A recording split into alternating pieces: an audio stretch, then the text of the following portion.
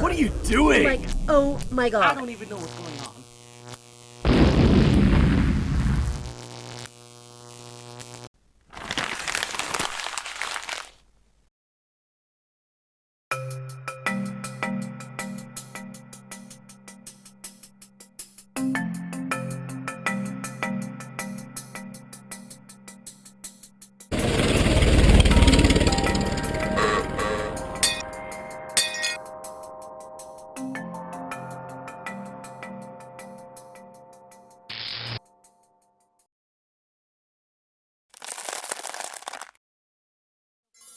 Don't forget cards at RitaYanez.com, and so am I.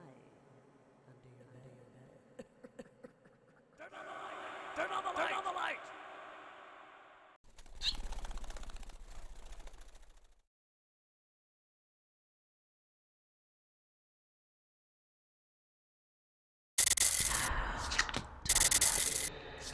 Hi there, Libra. This is your weekly reading for the week of November 30th. I hope everything's been going great for you and that it wasn't as dysfunctional for you as it was for me. I was just telling your Libra counterparts there, I couldn't believe it. It was just 4 of us, me and my 3 kids, and it still had to get, I was just like, are you serious, man? I couldn't even avoid it. So on Monday, the card that you've drawn is the 4 of Swords in reverse, which indicates it's time to get back up into your routine. Most of you have gone back to school, at least in the United States, unless you've got snow days and other problems, because we have had some wicked weather. This is also a good indication that even if you felt like you didn't make the best use of or didn't have the most joy in your Thanksgiving break, your autumn break there, that it's okay, because it's some of these things can be so long lasting and troublesome if we allow them to stay fresh.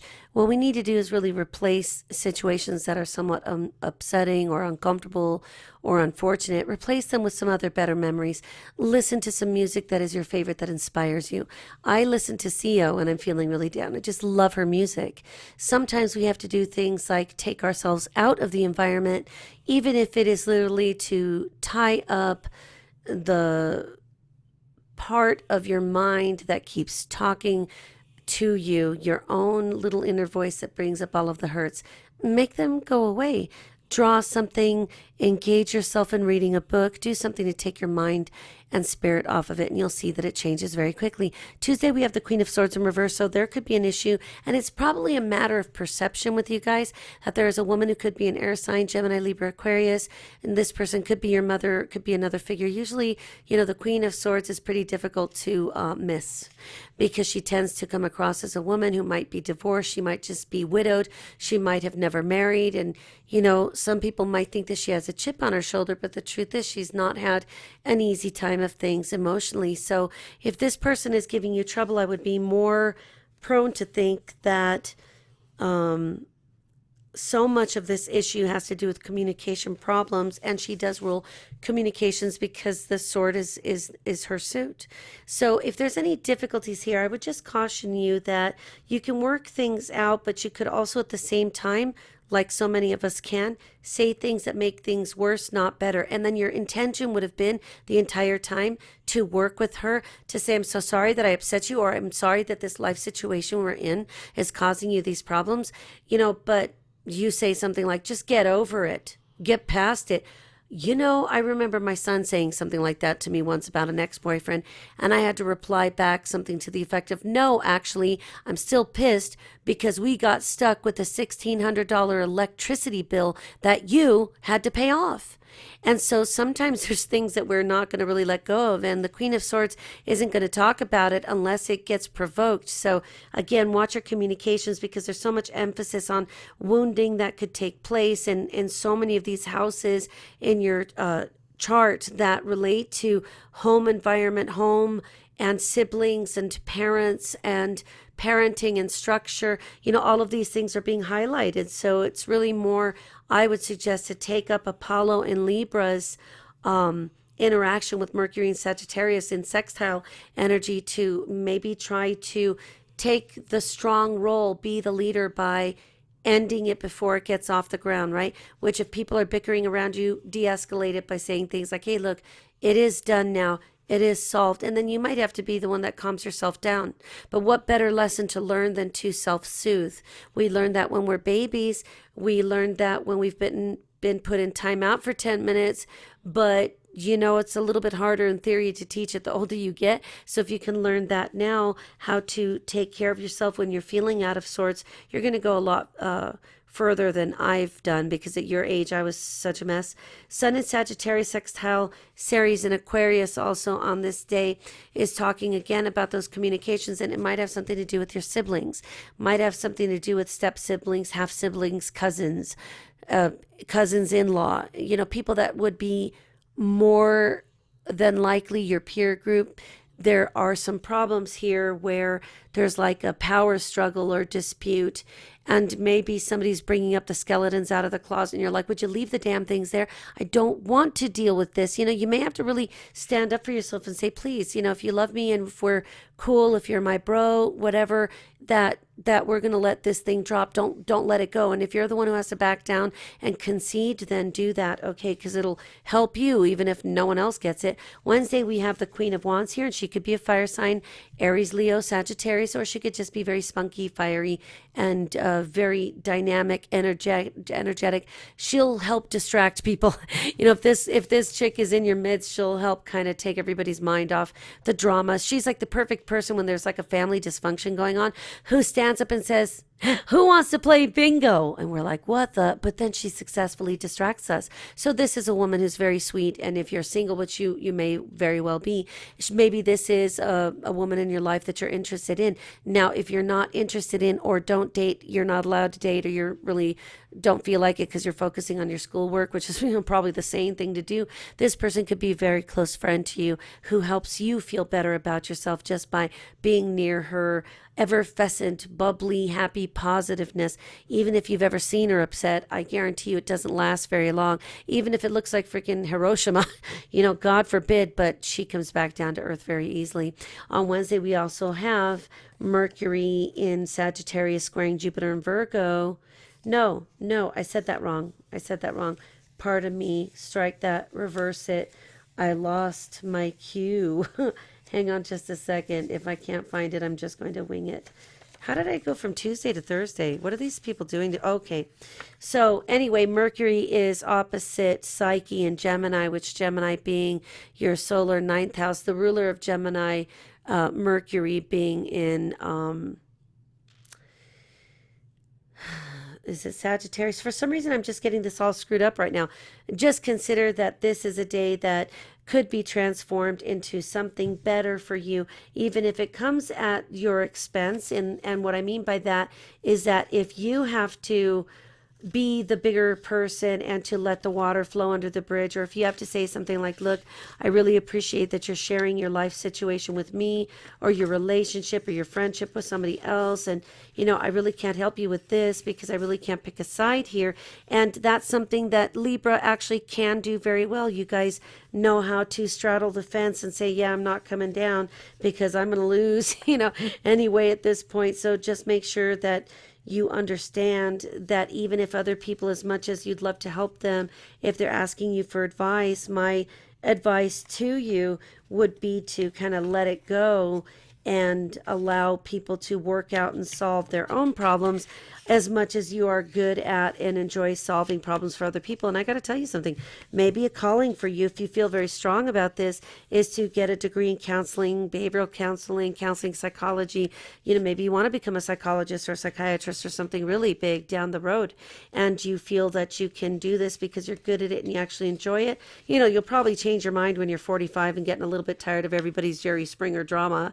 But the truth is that there's a lot that you can work out in your own life. And, again, with Mercury and Sagittarius opposing Gemini there, it, can foul up. You've got the ruler of Gemini and sitting there across the sky, it's almost like what else could go wrong. I'm not saying that it's a total kind of Murphy's Law that everything that can go wrong will. It's just that this is a particularly difficult week for you guys. And I promise you that it's only 1 week. It really does start smoothing itself out, as you can see, because we've got a great card here at the end of the week. So the next card we've got here for Thursday is the Nine of Cups, where you do get some satisfaction out of a situation that you feel could have just gone one way or another. And then the problem is that you say to yourself, damn, now that I got these people settled, I feel terrible. I'm the one who's exhausted. I was yanked in to be the mediator. I was the one to solve everybody's problems. It's like having to have mommy or the playground monitor come and divide up the marbles between the kids, because they can no longer figure out whose marbles were where, who won, who lost, and they're upset. And then the yard duty teacher comes and says, well, since you guys can't really make up your mind, I'll make it up for you. And then they just split up the marbles anyway. You might have to just accept that. Also here on Thursday, we've got Mercury and Sagittarius semi-sextile Bacchus in Capricorn. So don't get involved. If one of your friends is like, let's drink, let's smoke weed, I would run like hell. I would just start screaming like my ass is on fire. Don't get involved with that stuff with people, because there's too much potential that things could go wrong for you guys in a legal sense. Who wants to be locked up in juvenile detention? It screws up your record as well. So stay away from that kind of thing. Drugs and drinking and smoking. No way, man. Just, live your life clean and happy and enjoying the idea that you guys are going to be in college soon if you're not already. And you sure as heck can't get caught screwing up your life. Although I admit, college is almost like a party in a box or party in a dorm. But these people are also very high functioning most of the time, and we know that they don't get involved things that are going to yank their careers. Mercury also in Sagittarius trines Minerva in Leo, Leo being your solar 11th house. And so, Minerva wants us to be smart about the people we hang out with. And with you guys, it's kind of the tagline I want to say, you are the company you keep. Even if somebody gets busted, like let's just say some people are smoking pot and everybody gets picked up, and it's like, oh crap, here it comes. Well, you're guilty by association unless you can prove that you were forced to stay there and witness the bong smoking or whatever the hell. And so remember, it's not worth getting in trouble for. These things can be worked out, and Minerva's trine energy can, get other people to hear you and understand you when you say, look, I just am not into this, and I really don't want to get busted, so please excuse me while I walk in the other direction. I promise I won't rat you out. I just got to go, like just about now.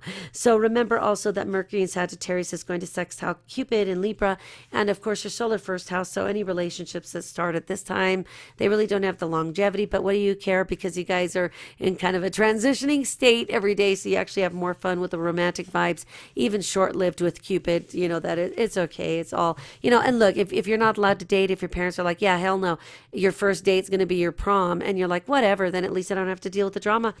Also on Friday, we have the Two of Pentacles, and what's bothering me about this for you guys, because I know your week is going to be a little bit rough around the edges here, doesn't mean that it can't be smoothed out and corrected. It just is what it is. Friday, the Two of Pentacles here is talking about an inability to keep two things going. So it could be that you have two friends that you're trying to appease. It's like you're the peacemaker between a brother and a sister, half brother, sister, half brothers and cousins, whatever it is. You're trying to keep it going, and so that it doesn't fall really through the cracks and becomes an explosive situation at some point in the future. Invariably, this is a card that indicates that, you can sit there trying to do it all. Something like, admitting to yourself that your grades are suffering because you have a part-time job, or that your grades are suffering because you have to spend 2-3 hours every night on the phone making somebody feel better about their situation. Sooner or later, it's going to cause you problems. So the best thing to do would be to pick a fence, pick a side of the fence, choose to walk away from the fence and don't have anything to do with it. Mercury in Sagittarius is squaring Jupiter in Virgo, which again is going to be the house that's ruled by the 12th, and there could be some secrets that come out and you may not be too happy about it, but that's why sometimes it's better to use your gut instinct when you think that somebody has an ulterior motive, because with Virgo stimulated this way in your solar astrology, it could really indicate that somebody has an agenda with you, which doesn't mean that they're not your friend, but there's something that they want from you, or they want you to do something, or you find out that this girl just tried to make friends with you because you've got a guy friend who's single and you guys are just friends, and she wants to be your friend so that you can encourage him to date her. Do you see what I mean? So this is the kind of energy that says don't get involved in other people's stuff, and then you won't have that problem. Saturday we have the Empress, and the Empress here comes at just the time just before Scorpio, having had Venus move into your solar second house. And so there could be an issue here that relates to a woman. It probably is your mom, and she's really not happy with the way things are going. My idea is definitely that this is a mother or a mother figure. This could even be a mom who's pregnant. This could be somebody who's going through a situation where they're looking at it thinking, you're train wrecking here, and all I can do is watch. You know, they would love to put a cushion under your fanny, but that doesn't teach you anything. It's like if you don't let a baby fall on its bottom when they're learning to walk, or if you make a big deal and show sheer terror, oh my God, my baby, what does the baby learn to do? It starts to become afraid, fearful of walking, and then as soon as it thinks it's going to fall, it has an attack, falls back, hits its head on the carpet over concrete. And you know, that's what we've got with the Empress. She's looking at this going, you know, this is not even mature enough. So your mother may have a point here, is what I'm trying to say, that she's trying to say, I'm not happy with this. And maybe what she's not happy about is the fact that you're mediating drama from other people, and she's watched too many crime stories and knows that, you know, some chick could go freaking crazy and hurt you. So pay attention to what your mother's saying, because she probably has something of value that you could really benefit from in your social life. Sunday, you've got the 10 of Pentacles, and this is a card that indicates that things are going to smooth out. You know, whatever you do in life, whatever you think in life, I can tell you something. Your parents are irreplaceable. Now, if you got bad parents, you know, we understand if your dad's really difficult. I grew up with a very difficult dad who redeemed himself in his old age. And yet I've been married to at least 2 people who I had to divorce, and even by far, both of them are really horrible parents. I really got to say, one was being abused, the other 2 being abused by this one and their whole freaking redneck clan. And I was just like, I can't believe it. This sometimes, you know, it would have been better to find somebody. And it didn't work out for me, but to just stand in there. And I tried, you know, I tried. But I realized in the end, I don't make the best choices. I don't have the best luck in relationships. And I think I better be the dad to these kids, because they're, you know, their dads don't see them. But, you know, the reality is that family is something that can't be replaced. You know, you could have a falling out. I'm the type of person who, even if my mother upsets me, that's my mother and I love her, and nobody's allowed to say anything bad about her but me. But likewise, she's allowed to say whatever she wants about me. And we keep our business private. I mean, I use examples in what I talk to you guys about, but my kids are forbidden about talking about my personal life to anyone else, especially my eldest. He has a difficult time knowing what information is safe and what shouldn't be shared. So just remember that you can put into practice some ideas, even if it is just lessons that you're learning into how you would or wouldn't do certain things related to family and parenting in your life in the future. Sunday is a little bit, you know, convoluted, and only because the sun in Sagittarius is sextile Mars and Libra. So that could go either way. Of course, it could be really good for you, and it could also make you punch somebody in the head. You know, so don't lose your temper. You guys have been on the edge of temper tantrums now for a good month, and you know, I understand what that's like, but you also got to get a handle on it too, because if not, alienates the people that you may really want to not disown you in the future. Sun in Sagittarius, semi-sextile Pluto and Capricorn. Again, there's an emphasis here. Something going on in your house and home that needs attention. And if it is within your ability to correct and to smooth over you, then you do that. But if it's family situations that don't involve you, then stay away from it. Also, Mercury in Sagittarius will square Minerva and Virgo, Hygeia and Virgo being that 12th house again. And there's here an indication that you need to just stop while you're ahead, prevent problems from starting. Like if your friends are going to go shoplifting at Target or something, you might want to just say, dude, I have to be home because, oh, look, freckle past the hair. Oops, explosive diarrhea, cramps, picture. You know, whatever it is that you have to do, incontinence, you know, use it to get out of the situation, and you will be doing exactly what Hygeia is suggesting for you to do to keep problems from happening before they start. Mars and Libra also there squaring Pluto and Capricorn is again making almost your home life very contentious, but it seems like your temper is just on edge, that you're just flaring. So what you got to do is figure out what is the real deal, what is the real thing that's bothering you, and you'll be able to solve what this conundrum is even better than the adult Libras. You guys are going to have it easier than the adults by far, and yet you're probably working out the same scenarios that you're watching other people working on, going, Lord have mercy, that's not what my family's going to be like when I grow up, which is somewhere in your 30s or 40s, right? No hurry.